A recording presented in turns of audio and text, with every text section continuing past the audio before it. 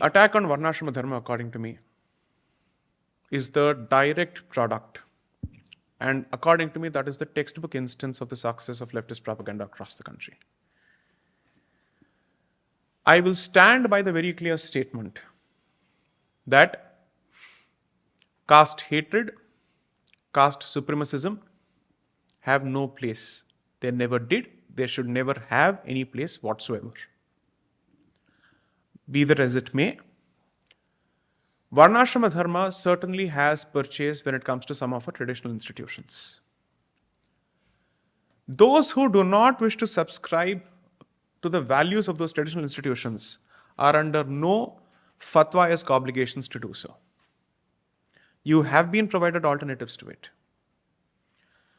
From the Gayatri Parivar to every other organization that believes in disseminating the knowledge of the Vedas freely to everyone regardless of jati, there is no restriction whatsoever. The ones who wish to subscribe to those notions must equally have the freedom to do so because the Constitution permits it under Article 26. So the question that I would want to ask is, since the ones who constantly speak on the subject quote Dr. Ambedkar, did he put in a provision in the Constitution asking for destruction of caste as a structure or jati as a structure or varna as a structure, despite having written a book on the subject? For whatever reason, whether he wanted to do so to preserve reservations for a certain group of people, that's a different issue altogether, but he chose not to do so, right? I am of the very clear view that I'm using the position of Savarkar only for the purposes of protection from the outsider. But how this system will conduct itself within itself, there is significant diversity for everyone. You want to follow the Arya Samaji route, you have the freedom to do so.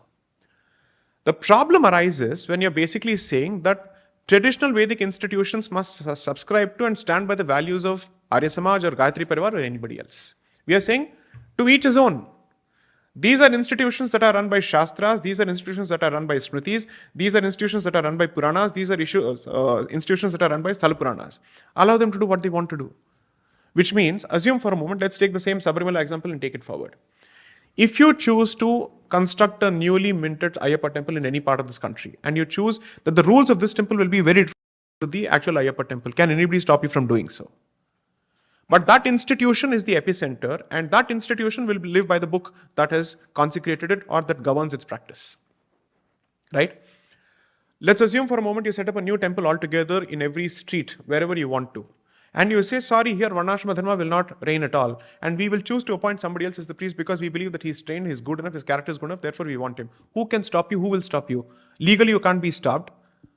Shastrically, you can't be stopped. That's for you to decide. But what is it that you're constantly trying to do? Is that you're constantly trying to foist your notions on that group which is today a minority. That institution which is a minority. And the fact of the matter is, these are the only institutions that have managed to withstand the test of time when it comes to preserving the spiritual aura of that place. That is why people still go to these places of all the institutions that have been built across the centuries. These are the institutions everybody gravitates to.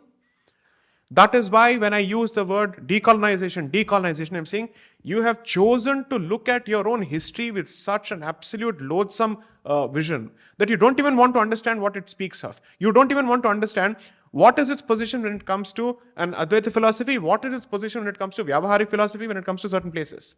We don't want to strike the distinction at all whatsoever.